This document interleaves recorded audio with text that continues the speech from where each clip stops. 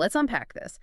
We are taking a deep dive today into a really fascinating passage from the Old Testament, Zechariah, specifically chapter 2.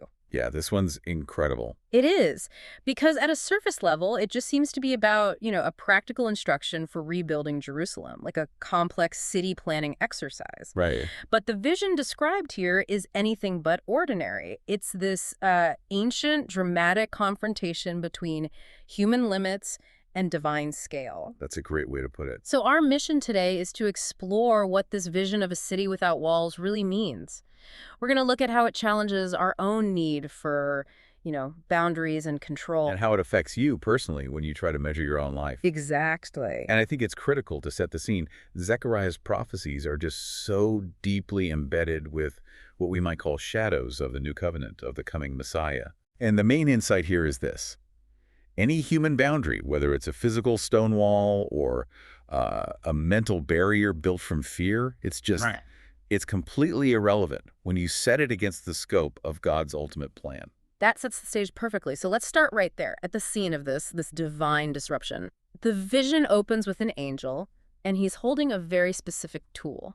A measuring line. A measuring line. It's a blueprint, a yardstick. He's getting ready to measure out the boundaries for a new Jerusalem. And you have to think what that represents to them, in that post-exile world. Oh, absolutely. Measurement means control. It means security. It's finite. You know what you're working with. If you're a survivor trying to rebuild a civilization, that measurement is step one. It's logical, it's precise. It's necessary human planning. It's the ultimate expression of what we can do, right? We measure, we define, we limit, and then we build inside those lines. But then something happens. Yes. Before that first angel can even start, there's this stunning dramatic intervention. A second angel just rushes out and basically slams a divine stop sign down. Right in the middle of the project. The whole thing. And the conversation between them is, it's the shockwave. The angel running out is told to tell the measuring angel that his job is already obsolete. So pack up your measuring line. Exactly. You're done here. And the reason for that, this is the core of it, right? It's in Zechariah 2, verse 4. Why can't the city be measured? The second angel says that Jerusalem will become a city without walls. And the reason is just abundance. Yeah. It will be so full of people and livestock that there will not be room for them. Wow. The sheer overflowing amount of life and blessing just makes the whole idea of a perimeter, it makes it ludicrous. So right away, it illustrates that powerful point you made. God's plans are operating on a completely different scale than ours. Totally. The project is just too big for any human measuring tape. When our effort is aiming for this finite security, God is aiming for infinite expansion. I think we really need to pause on how absurd this would have sounded to the original audience. I mean, for us, a city without walls might sound open, maybe welcoming. Sure, a modern concept. But back then, walls were survival, period. Walls defined who you were. They separated the sacred from the profane, and they kept you from being slaughtered. So to suggest a thriving city, especially one that's always under threat, should deliberately not have walls. It's like predicting this reckless, impossible gamble. It makes no sense from a human perspective. So why? Why would God mandate this kind of vulnerability? What's the deeper purpose here? And that's the question that forces the whole interpretation to shift, from the physical to the spiritual. The interpretation we can draw is that Jerusalem's destiny is moving beyond just being a local sanctuary for Israel. It's becoming something bigger. Much bigger. It's destined to become this sort of giant sanctuary, but one that's open to everyone. To all nations. To all nations, yes. The walls are taken down because the city has to welcome the world. If you keep the walls, you're saying only a select few are safe and welcome inside. So the prophecy is basically saying you have to eliminate the boundaries to make space for the whole world. That's it. So the lack of a wall isn't a deficit of protection. It's an expansion of purpose. Precisely. It shifts the city's whole identity from a fortress to a gateway. And that fulfillment isn't immediate, right? It's a long-term thing. Exactly. This universal inclusion wasn't an instant reality in Zechariah's day. The sources connect this promise straight through history. It starts to manifest in a huge way with Jesus' first coming. Breaking down the walls between God and man. And between different peoples, right? But the vision's ultimate fulfillment, the true city without walls, That's what we see in the New Jerusalem in the book of Revelation. Okay. That's where God's permanent dwelling is with all people, where the line between the sacred temple and the regular city just dissolves because the entire city is God's dwelling place. The access is total. That is a profound transition. You go from this tiny, besieged city trying to measure its last few feet of land To a boundless universal city of light that basically encompasses the world.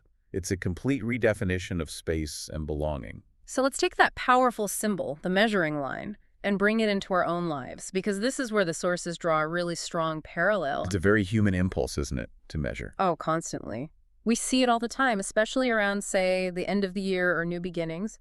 We pull out our own personal yardsticks. We ask, how much did I grow this year? Or what do I have to achieve next year?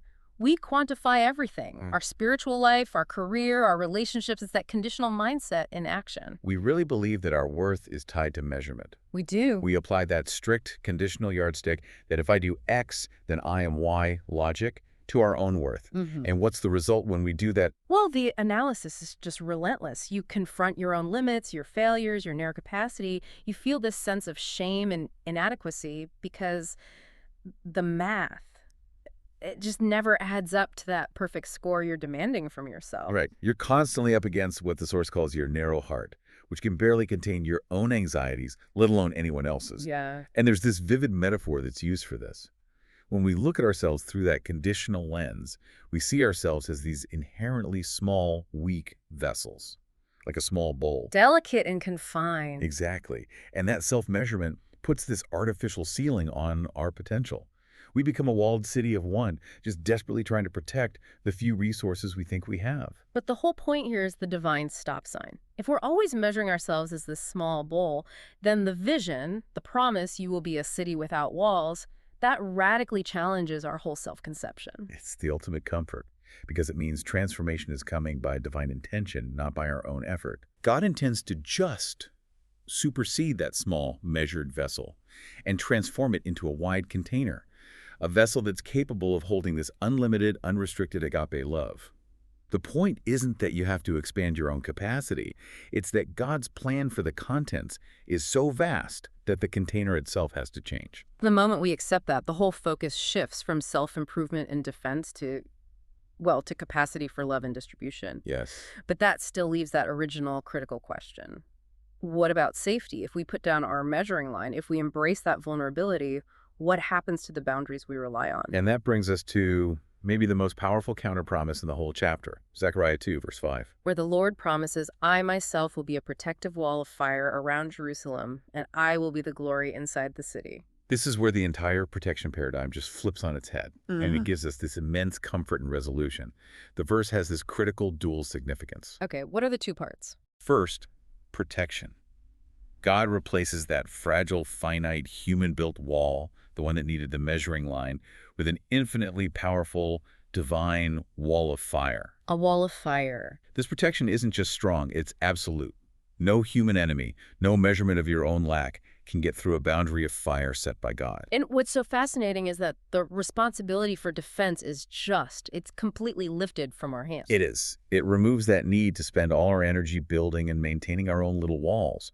But, and this is the second point, it doesn't remove responsibility, it just changes it. Okay. The second point is presence. God promises not just to be the exterior defense, the wall of fire, but also the glory inside the city. God becomes the center and the very definition of the city, not just the perimeter guard. So the city is defined not by where it ends, but by what's at its core. Exactly. So if we apply that back to the person who feels like a small bowl, what does it mean to have that wall of fire and that indwelling glory replace their conditional self-measurement? It means breaking that spiral of despair.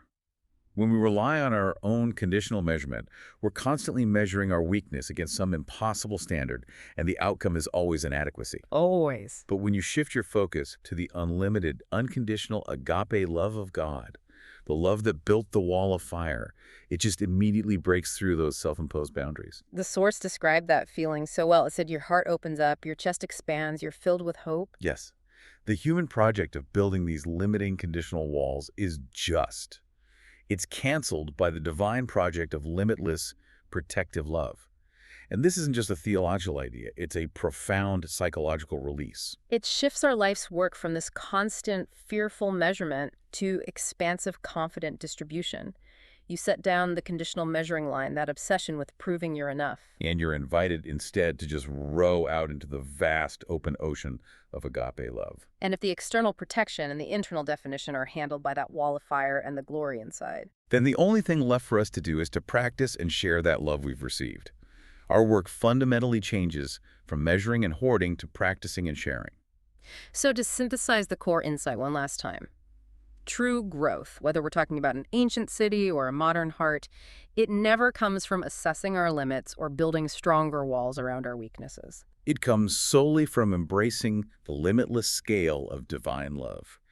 The moment we stop focusing on the tiny vessel we feel we are, we open ourselves up to the boundless purpose we are destined to become. We were shown that our self-imposed smallness, that feeling of being a small, weak container, is temporary. It is destined to be completely overtaken by a purpose so large that it requires no boundary, only fire and glory. Which leaves us with a really provocative question to end on. If our goal for, say, the coming year is solely to practice and share the unconditional love we've received, what happens to our traditional ways of assessing ourselves? That's the question.